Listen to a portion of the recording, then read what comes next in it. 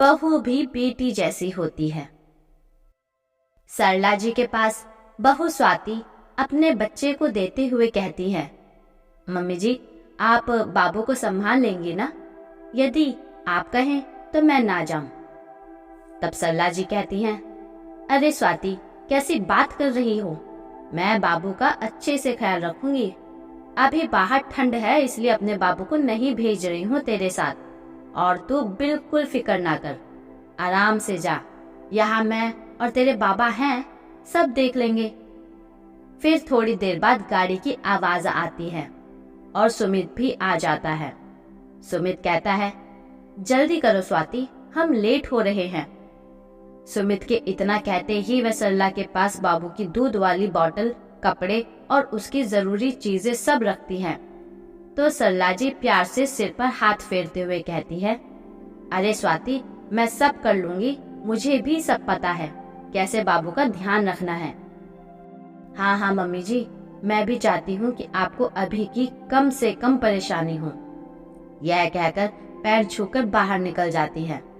फिर थोड़ी देर बाद नंद नेहा आती है और पूछती है, अरे मम्मी, आप बाबू को संभाल रही हैं, भाभी कहाँ हैं?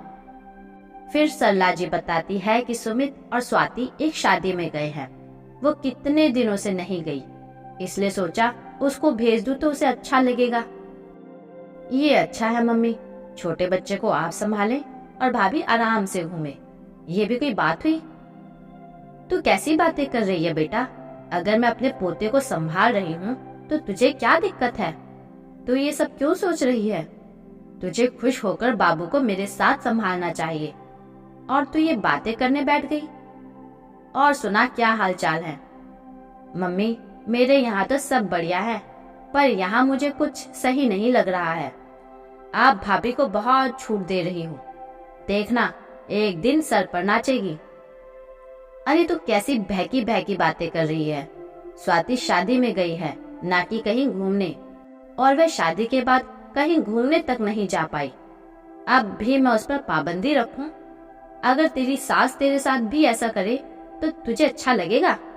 और 2 दिन की ही बात है, मैं संभाल लूंगी बाबू को। थोड़ी देर बाद एक फोन आता है तो वे सुनार से बात करती हुई कहती है, हाँ हाँ भैया, सेट तैयार हो तो भिजवा दीजिए। इतना सुनते ही फिर बेटी पूछती है, मम्मी क्या मंगा रही हो? तब उसकी माँ कहती है, मैंने एक गले का सेट मंगवाया है, उसी की बात चल रही है और वो सुनार आज दे जाएगा। अच्छा मम्मी, किसके लिए हार बनवाया है? नेहा पूछती है। तब वो कहती है कि मैंने अपनी बेटी के लिए बनवाया है। तो नेहा चहक कर कहती है कि मम्मी, मेरे लिए? अभी क्यों? आपने मेरे जन्मदिन पर डायमंड की रिंग तो दी थी। तब सरला जी कहती है, अरे तेरे लिए नहीं, स्वाति की मैरिज एनिवर्सरी आ रही है तो सोचा उसके लिए पहले बनवा लूं। फिर नेहा कहने लगती, मम्मी, आप तो भाभी को साड़ी भी गिफ्ट कर सकती थी, हार की क्या जरूरत? तब सरला जी कहती है, नेहा, मैं साड़ी दे सकती थी, पर पहली मैरिज एनिवर्सरी है, और तुझे डायमंड रिंग दे सकती हूँ तो बहू को क्यों नहीं? बहू भी मेरे लिए बेटी है। अगर मैं उसकी खुशियों का ख्याल नहीं रखूंगी तो कौन रखेगा? इस तरह नेहा को समझ आ रहा था कि भाभी के लिए मम्मी का अटैचमेंट बढ़ रहा है।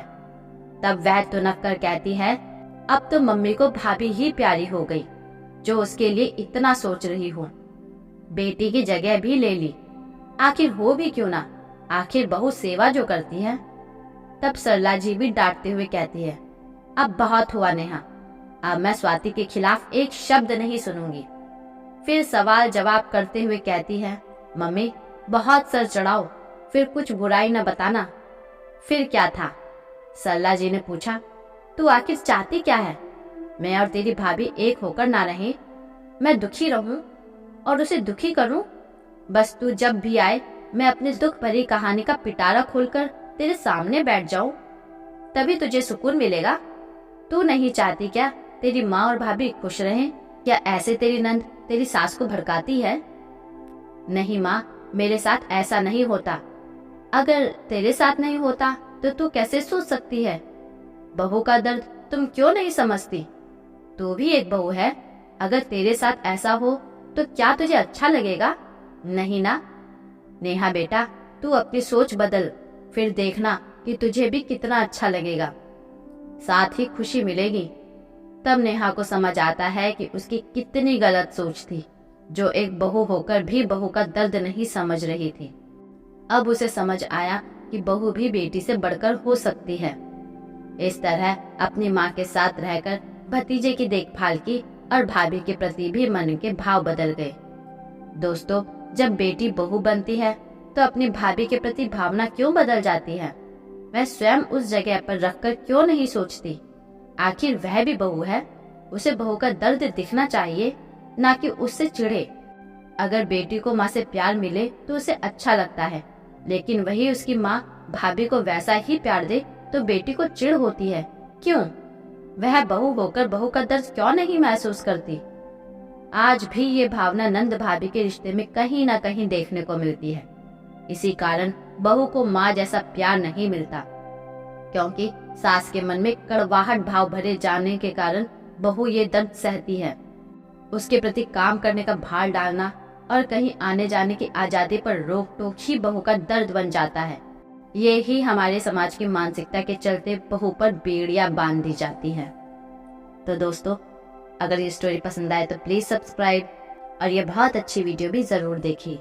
कहानी विश्वास और इंतजार की।